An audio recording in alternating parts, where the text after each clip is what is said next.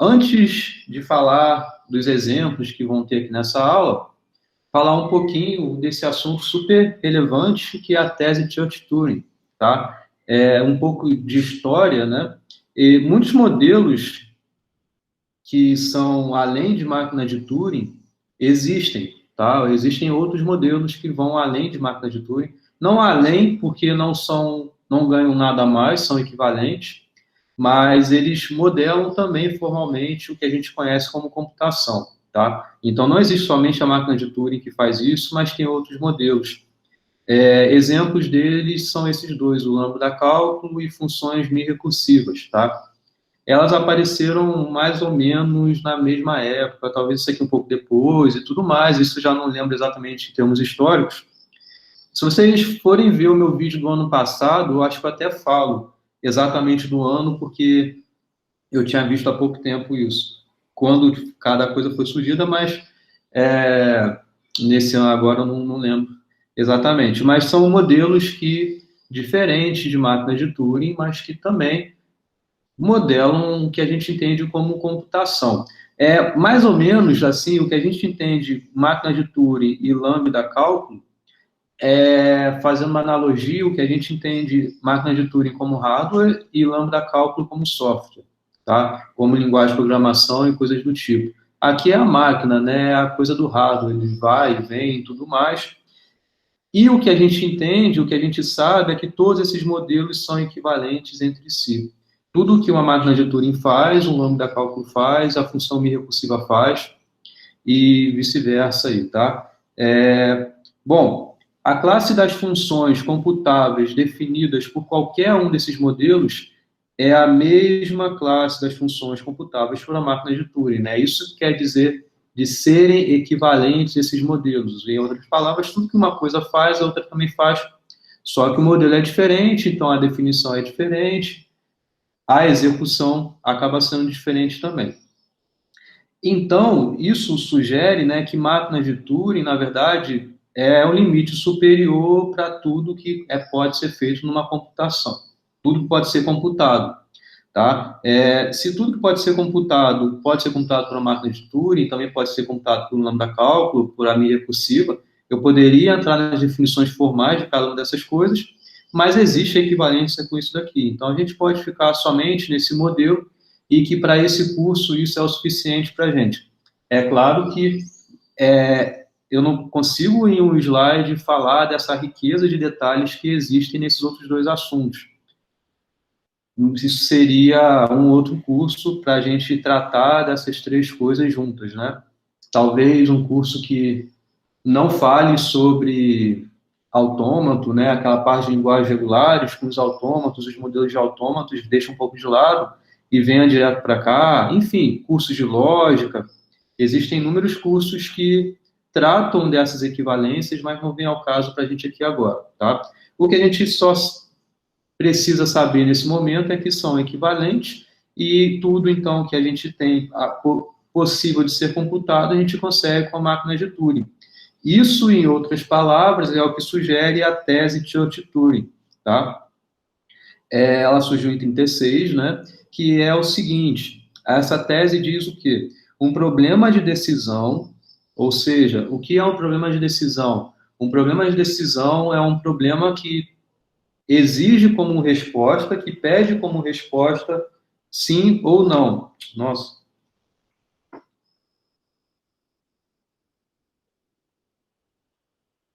Meus cílios caíram nos meus olhos. Aí, ó, professor tem um problema durante a aula, veja o que acontece, né? Pera aí. Cenas fortes. Cenas fortes. O professor interrompe a aula porque cai algo inusitado no olho dele. O professor perde a visão durante a aula. É isso? Temporariamente. Temporariamente, Isso. Beleza. Então, o que a gente entende como um problema de decisão é isso, né? É aquilo que implica ter como resposta sim ou não.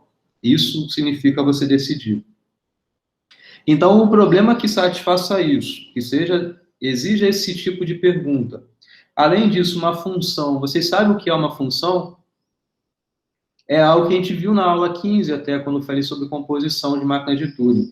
Vocês lembram que você tinha um problema que não era exigido como saída, sim ou não, mas sim era exigido que retornasse ou o W reverso, igual o Pedro falou no início, ou retornasse a soma de um binário, lembra?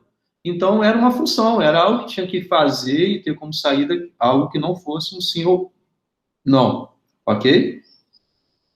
Então, um problema que se enquadra nessas dois tipos de abordagem, a gente diz que ele é algoritmicamente computável se e somente se existe uma máquina de Turing que a decida ou que a compute, respectivamente, né? O decisor aqui ou a máquina de Turing que seja para computar isso que é desejado, tá? Vocês veem como isso daqui, em poucas palavras, tem um poder super enorme, porque o modelo de máquina de Turing é muito simples.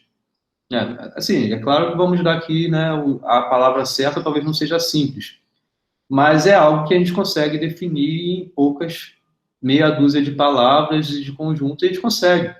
E tudo, agora você olha os problemas, quantos problemas existem aí? Inúmeros, né?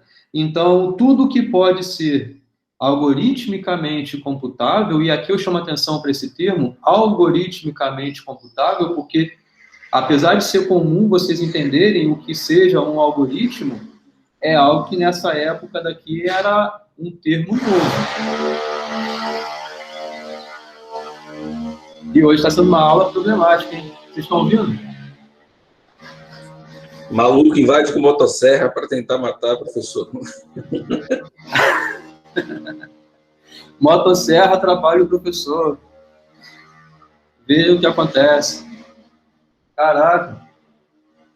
Ou é motosserra, sei lá, fumacê, às vezes passa carro de fumacê, faz mal barulho também. Mas, enfim, voltando. Então, esse termo algoritmicamente computável é algo que a gente não conhecia nessa época, propriamente dito esse nome. Então, você vê como é uma construção de bloquinhos, né, de tijolinhos para chegar onde a gente está aqui atualmente em relação a esses termos, essas definições, essa notação toda que existe. Então, ela é uma tese que não existe uma prova, até porque ela é somente uma tese, então ela pode muito bem ser refutada, tá? Ou seja, se existir algum problema, né, de decisão ou alguma função que ela seja algoritmicamente computável, mas ela não existe a máquina de Turing para ela, então isso meio que refutaria essa tese de Church-Turing. Mas é algo que a gente acha bem provável. Inclusive, vocês poderiam falar da computação quântica, nem mesmo com a computação quântica isso é quebrado, ou seja, ainda é válido essa tese de Church-Turing, tá? Então, isso daqui dá um poder enorme de você pensar o seguinte: vocês entendem o que é o conceito de si e somente si? Entendem isso? Sim. Sim. O que significa o si somente si? Não é redundância o si somente si. Minha namorada achava isso até. Às vezes ela assistia a minha aula. Pô, o que é o si somente si? Por que você está sendo redundante aí? Não é redundância. É você ter dois casos acontecendo. Você tem um problema algoritmicamente computável.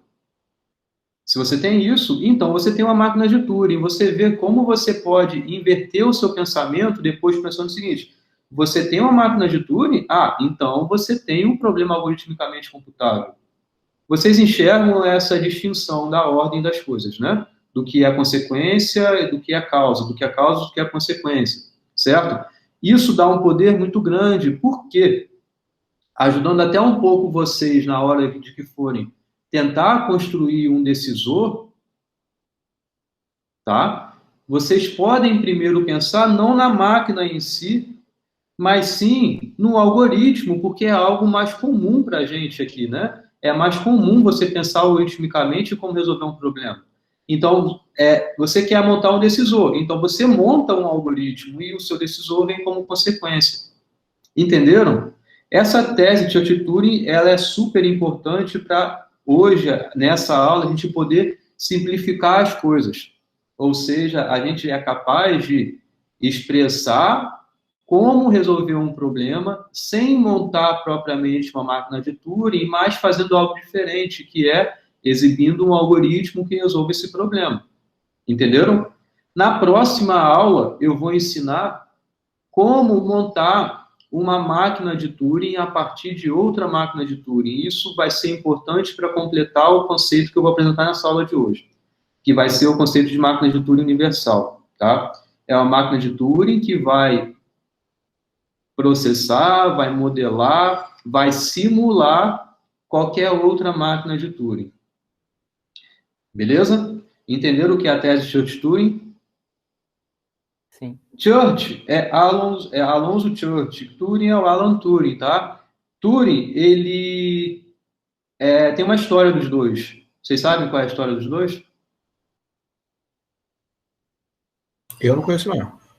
Naquele videozinho que você mandou, ele conta uma parte dela. Inclusive, eu acho que ele tinha mais ou menos a idade do Alan quando ele fez essas definições iniciais aí. Foi meio que simultâneo, né? Em paralelo. Sem se conhecer, né? Sem se conhecer. E, na verdade, a do Turing saiu depois da do Church. Então, houve uma coisa dessa. Acho que a do Church tinha saído há pouco tempo, o Turing já tinha concluído, e aí ele foi, os revisores, alguma coisa, falaram, mas Church já fez isso, né? Mais ou menos assim que foi. Então, ele refez o artigo dele mostrando a equivalência dos dois. Mostrando a equivalência das máquinas dele com o lambda cálculo de Church. Então, são pessoas que não se conheciam, eles vieram a se conhecer depois, porque Turing, nessa época que montou as máquinas de Turing, ele não tinha um doutorado ainda, né? Ele, quando foi fazer o doutorado dele, ele já tinha feito inúmeras coisas, e Church foi o orientador dele. Mas eles não se davam bem, não, pelo menos é a história que eu vi. Eles não eram pessoas sociáveis, assim. Então eles não se davam nada bem. Eu acho que o Church era muito quietão e tudo mais, o Turing também tinha não era muito bem sociável, eles não se davam bem não, tá? Então, mas enfim, mais ou menos a história é essa que eu conheço.